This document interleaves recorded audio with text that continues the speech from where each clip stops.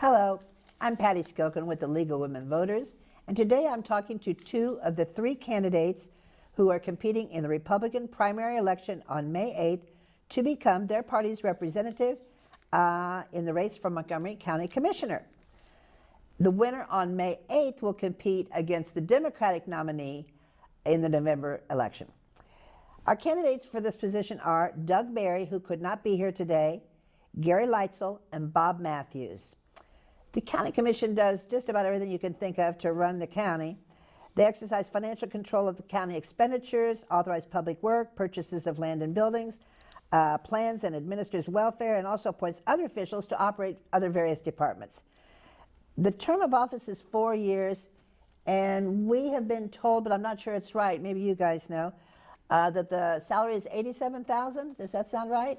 The last I heard, it was actually 102. Okay.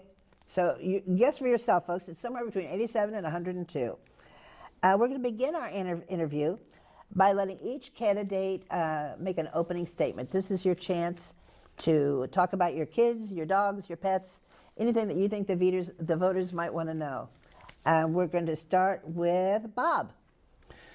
Thank you, League of Women Voters, for allowing the two of us to speak today. I am Bob Matthews, and I would like to be your newest county commissioner. On the personal side, I am a highly technical, as shown by my master's degree in computing science from Texas A&M University. My wonderful wife of 41 years, Phyllis, and I have two children, graduates of Wright State University and Ohio State. They also have the good life in Montgomery County with my grandchildren. I've been an active member of Far Hills Community Church for 45 years. During my 45 years of living in Montgomery County, I have voted consistently as a traditional Republican. I have already served with the county as a Miami Township trustee for 3 years. In that role, I oversaw a $20 million annual budget and $190,000 in economic development. So I have government experience, but I'm not a professional politician, because I bring 40 years of private business experience, including management in information technology, pharmaceuticals, manufacturing, finance, law, and defense on contracts up to $1 billion. My worthy opponents have some business experience, but as you can see, I understand many of the industries here in Montgomery County. But I'm more than a friend of business. I also care about people. That is why I've worked 17 years with Dayton inner city churches, leading music, teaching, and counseling members. And I have volunteered and supported the Miami Valley Women's Center, one of the premier pro-life organizations in our county. In short, I would like to bring both my love of management and my love of people to work as your Montgomery County Commissioner. Thank you. Thank you, Bob. Gary, it's your turn. Gary Leitzell, you have 2 minutes to speak to the voters. Hello, I'm Gary Leitzell. Some of you may remember me as the former mayor of Dayton, Ohio. I was born in McKeesport, Pennsylvania. I ended up in England for 12 and a half years of my life, and I came back to America in 1982 with a geology degree, $600, a backpack, and the American dream. And I can tell you that I see things from a different perspective. When I arrived in America, I never used my geology degree. I ended up working in retail management, and then insurance sales and sales management. I worked for an auction company too, and in 1994 I moved to Dayton. Once I got involved with my neighborhood association after I bought a house here in Dayton, I wanted to know how things worked with the city because I didn't see things getting done. So I got involved with the Southeast Priority Board. Once I was on the Priority Board, I got to meet staff at City Hall, and finally, when I wasn't happy with the way things were getting done and I saw stagnation in the city, I ran for mayor. I won on the lowest budget in history at that time, and my mission was to make a change. And I believe that I made the biggest change at that time during the worst recession since the Great Depression. So I'm a catalyst for change. I'm a catalyst for getting things done. And to quote my good friend Winston Churchill, it's no use saying we've done our best. In order to succeed, we have to do what's necessary. And I'm the person that can do what's necessary. So I'm going to ask you to vote for me on May 8th for the primary. And gogarygo.com is my website. Check it out, please. Thank you. Thank you, Gary. We'll stick with you for the first question. You're going to have 2 minutes for the answers for these questions. The county is currently operating with a deficit. What do you believe has caused the shortfall, and do you have any ideas to solve the problem? Yeah, I can go back to my time as mayor and explain some of the changes I made there. If we're running on a deficit, it means that we are not spending our money wisely and we are not looking at the resources we have to generate revenue. One of my key things that I was able to do with the city of Dayton, they have a lime kiln, and they've had it since 1956. And I pointed out to the city manager that there's money in lime, and if they would do some investigation, they would find that they could generate revenue. So he did what city managers do. He paid a consultant to come out to tell him what I'd already told him, which was that they could generate $2 million a year for the water department by processing lime sludge from other municipalities who were paying for it and then paying to dispose of it. That's up in operation now, and they're doing well. Another thing, I guess the key here is to look at the resources that the county has and to find out if there's a way to enterprise it so that it can generate revenue instead of being a draw on expenditures. I think we could do a lot better if we just manage the money better. Thank you. Thank you, Gary. Bob, same question. What do you think about the deficit, what caused it, and what would fix it? It's interesting you say there's a deficit because Joe Tuss, the county administrator, says we're not allowed to run a deficit, but somehow they are running a deficit. So first off, I would like to get a good answer as to why they're running a deficit when they're legally not allowed to do so. But I believe the reason there's a deficit is because there's not been, the current administration, the current commissioners don't pay full attention to what's going on. They pretty much turn things over to other people to run. And a lot of decisions are made for political reasons instead of good economic reasons. For example, there is going to be a 14% increase in the water bill, in your water bill this quarter. If you haven't seen it yet, you'll be quite surprised when you get it. And the reason that is because they've not raised the rates for 4 years. And the reason they're raising them now, in my belief, is because there's no incumbent up for election. So they made that decision based on political reasons not to raise the rate during election times and then come back and raise it later. So we've got to stop making decisions for political reasons and make the best business decisions. That's where my experience in business and efficiency and project management will come in to help us run things more efficiently. A lot of times when you talk about cutting costs, people think you're just going to cut jobs. Cutting jobs is the worst thing you can do because people are resources and they're valuable. We need to look at processes and improve them. And my background with process improvement, project management, information technology will allow me to bring ideas like that to the county and cut our costs. Thank you. Thank you. Bob, I'm going to stick with you for the next question. If you had to cut the budget to balance the books, are there any programs that would be probably your first or second choice to cut, and are there some that you absolutely would not cut no matter what? Well, my approach would not be to necessarily cut programs to balance the budget, although that might become necessary. I think when you come into a new situation, the first thing you want to do is get the lay of the land and not just come in and start making changes just for the fact of making changes or to show you're in charge. I would do an analysis, and I have friends in accounting that I would pull on to do an analysis, look at the costs of different programs and see where we think we can reduce cost without eliminating programs.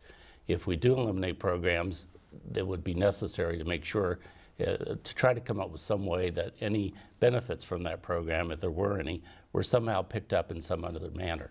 I believe we could ask private industry and particularly churches to get involved where necessary, especially in the social programs.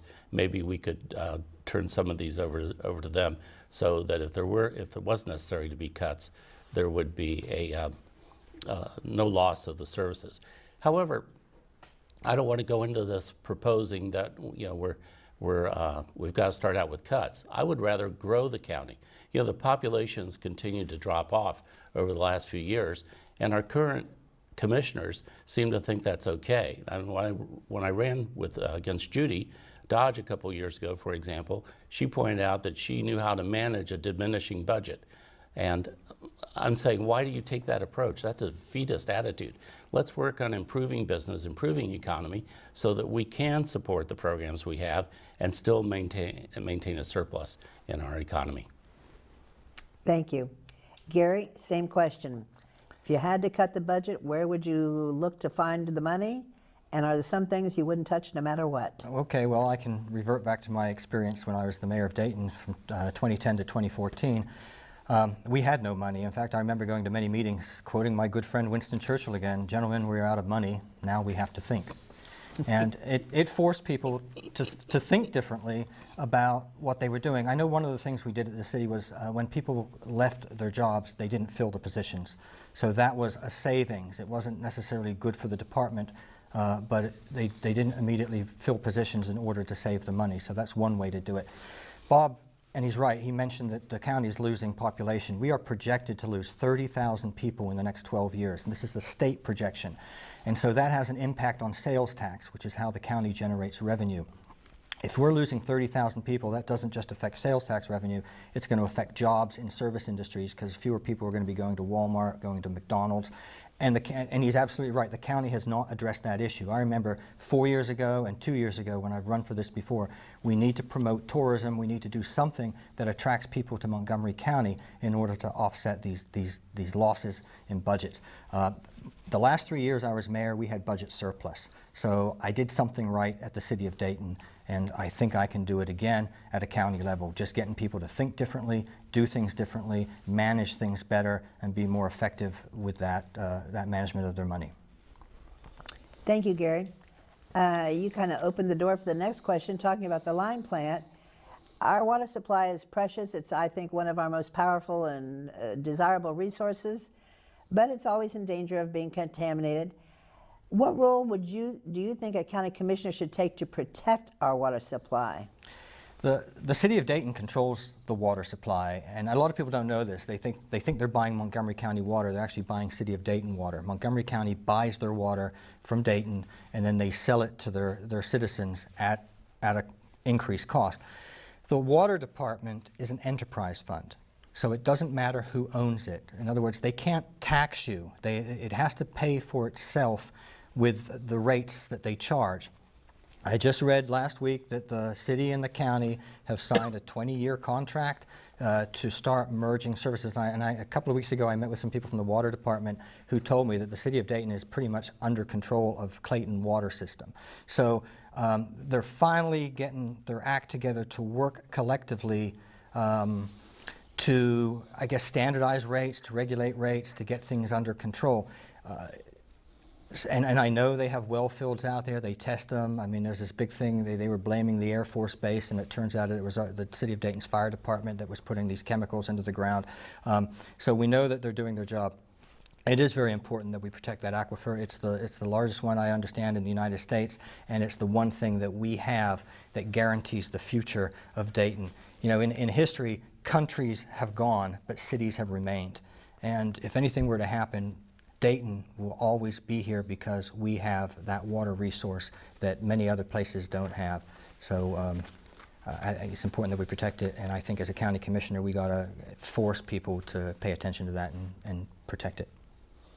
Bob, same question. It is a powerful resource that we have, and how would you go about trying to protect it from contamination and using this resource that we have? Okay. Well, we get a report from the water department on a periodic basis. I believe it's quarterly, it may be semi-annually, and you can see that the quality of our water here is very good. So I think the water system here, both the city and the county, is one of the highlights of the area, and we have good tasting water too. I don't know if I've read studies and surveys, and the water in the Midwest is some of the best around, and I always hate it when I have to travel somewhere and drink different water because I like our water. I believe that the control of that seems like it's pretty well. I think the safety of the water is pretty well under control with the monitoring and the restrictions they have in place. The responsibilities are split up over all three of the county commissioners. So I'm sure one is responsible for water and sewer, and if that would happen to be me, I would just review the processes, make sure that they are in place, and that, more importantly, that they are being followed. Because you see a lot of times where processes are there that would take care of everything, but they somehow aren't being followed. So if it fell to me as that specific responsibility, that's what I would do, follow through and make sure that was done. At the moment, I don't see that we have a problem But like Gary said, we need to kind of keep an eye on it and move and make sure that we stay that way. Thank you. Thank you. The next series of questions may not necessarily apply to the job you're seeking. They are general questions, things that are in the news, hot button topics. It's simply another way to allow the voters to know a little bit more about you and who you are and how you think. I'm going to ask each of you 4 questions. You're to respond to each question with only one word, yes or no. Now, you will have a closing statement to make, and at that time, if you feel you need to revisit one of these or expand upon your yes or no answer, that's your opportunity to do so. So you're going to get the last word. Bob, we're going to start with you. First question, do you favor serious campaign finance reform, yes or no? Yes. Gary, do you favor serious campaign finance reform, yes or no? Absolutely, yes. Gary, do you believe that climate change is a serious issue that must be addressed aggressively, yes or no? Yes. Bob, do you believe that climate change is a serious issue that must be addressed aggressively, yes or no? Yes. Bob, do you believe that the voter registration process should be simplified, yes or no? Yes.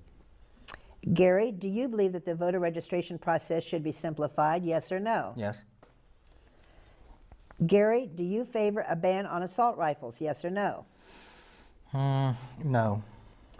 Bob, do you favor a ban on assault rifles, yes or no? No. Thank you both. We're now going to give each of you an opportunity to make a closing statement. Bob, we're going to start with you. You have 2 minutes to talk to the voters. This is your last chance to ask them to vote for you. And you talk about anything you want, anything that you think will help them decide who they're voting for. Did you say 2 minutes? 2 minutes. Okay.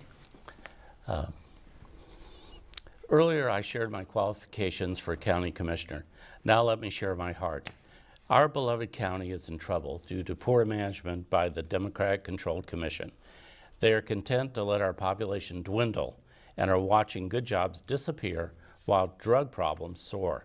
My desire is for our county to grow and thrive, so in 2016, I ran for commissioner. Against a 10-year incumbent, I polled a strong 48%. This year, with no incumbent, it is time for us Republicans to restore Montgomery County to the honor and respect of the days of John Patterson, Boss Kettering, and the Wright brothers. That year, I received 116,000 votes. That's 116,000 voters who know me and will vote for me. I am our party's best chance to win in November. Please allow me, Bob Matthews, to represent you on May 8th. My website is bob4cc.com. Thank you. Thank you, Bob. Gary, same thing. You've got 2 minutes to speak to the voters and ask for their vote. Well, of course, I'm Gary Leitzell again, former mayor of Dayton, and I would love for you to vote for me in May because if you want change to happen, you have to vote for the person most likely to make that change happen. I made a difference in Dayton. I had 4 years. I can make a difference for the county. My website, gogarygo.com. I've written about issues. They've been there for the last couple of years and nothing's changed. We have 3 major things that I'm focused on. 1, the opioid crisis. The county's finally getting their act together. For the last 2 years, they've been doing stuff, though I pointed this out in 2013 to the city manager that we needed to do something. There's still a few things we can do to reduce new use. They're doing stuff in a reactionary pattern, but they're not doing anything in a proactive pattern. Another issue I have is childhood hunger. We have children who are failing in schools, and I believe a lot of it has to do with the fact that there's no food at home. And I've written about that on my website. And the third thing we have to deal with is the fact that we have 30,000 people leaving in the next 12 years, and at the same time we have 32,000 vacant structures in Montgomery County. And we keep building new apartments at Austin Landing, we keep building new in Huber Heights, and all that's doing is leaving blight in Kettering, Dayton, even Centerville and Washington Township. And I think it's time to come together, get all the city managers together and have a discussion about that, because we are eating ourselves and causing problems for other communities, and it's time to get together and work together on that. Thank you, Gary. I want to remind everybody there is one more candidate for this position, Doug Berry. He was not able to be here today, but he is also running in this Republican primary for county commissioner. Both of you, I want to thank you for your participation and wish you good luck with your campaign. Voters, you must remember this contest is a primary. The winner between the three candidates they're running to be the nominee in the general election. So whoever wins this will be the Republican nominee and run against the Democratic nominee for county commissioner. When you vote, if you want to vote issues only, let the people know and you'll get a certain ballot that's only for issues. If you want to vote for candidates, you're going to have to ask for either a Republican or a Democratic ballot. The polls will be opening at 6:30 in the morning, bright and early, on May 8th, closing at 7:30. Be sure to get out there and vote. I think that's all I needed to say there. I want to thank the candidates, and I definitely want to give a little blurb about the League of Women Voters. We are a nonpartisan organization. We never ever support or oppose a candidate or a political party. Our mission is to keep voters informed and try to get them involved in the democratic process by giving them information, things they might need to know to help decide who they're going to vote for or what they're going to vote for. Last, I also want to thank the people here at DATV who volunteer their time, their expertise, and their equipment to help us bring you these discussions. I hope you enjoyed them, and good night.